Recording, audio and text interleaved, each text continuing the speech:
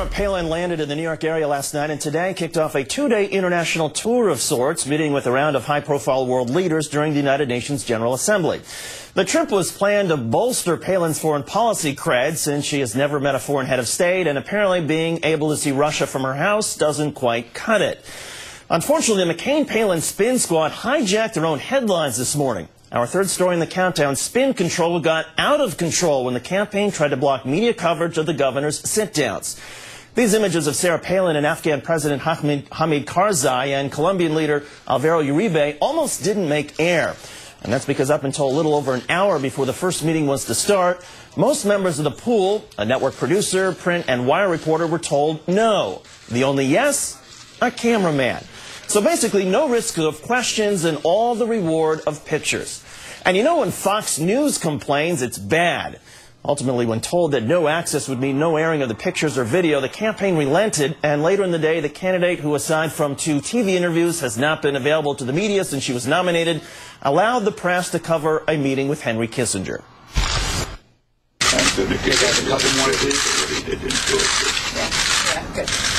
Okay, guys, thank you very much. Thank you. Everybody please turn around and walk out the door. Thank you.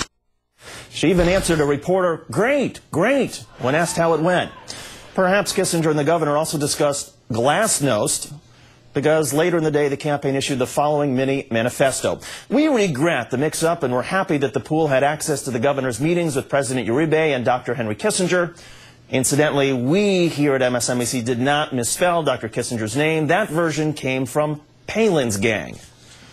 Richard Wolffe is a Newsweek senior White House correspondent and a MSNBC political analyst. Good evening, Richard. Good evening, David. Richard, have Sarah Palin's people done her a disservice by further agitating reporters chasing her with that episode today? Well, it's a curious strategy for a campaign that's basically run by communications people. Steve Schmidt, Nicole Wallace, they're all media people, and to freeze out the media and block them off from all access like this is curious. Now, the McCain campaign seems to think there's a benefit in declaring war on the media. They think it riles up the base. But these are actually very tightly controlled situations. That's why presidents love them. That's why President Bush loves them. It's very easy to use the foreign leader as a foil. Just to limit yourself to pleasantries and escape with all the benefits of the photo op without any of the downside of extended questioning. So, again, you have to scratch your head and say, what kind of media strategy is it? It doesn't really make any sense to keep people out when the questions are pretty innocuous. Well, and even Fox News complained publicly about this. I mean, will this hurt Palin, or will her supporters just turn around and blame the campaign handlers? Yeah, look, this is a situation where if they pull this off, if McCain and Palin win this election, they'll be treated as complete geniuses. The handlers will have rewritten the rules for presidential elections, and no future presidential candidate will ever talk to the press. Or people will turn around after their defeat and say, what on earth were they thinking? Why would you want to declare war on the press when you have actually a very compelling candidate with a lot of charisma in Sarah Palin who can handle these things? And John McCain, after all, made his name taking all sorts of questions from the press. So, you know, either this is going to be spectacularly successful or it's not.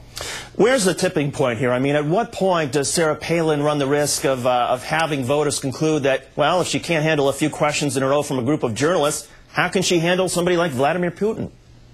Yeah, that's a good point, and I'm surprised the Obama campaign hasn't really used this one. You know, if you put yourself out there, as Governor Palin has, as a sort of tough, moose-hunting, elk-eating person, then really toughness in this sort of situation shouldn't be a problem. And the other issue that they're going to face here is that this just raises the pressure in the pressure cooker for that vice presidential debate. There's no valve here. The expectations, the questions just build up. You know, much easier to deal with these mini, again, very tightly controlled question sessions as a sort of dry run for a debate rather than letting the pressure build.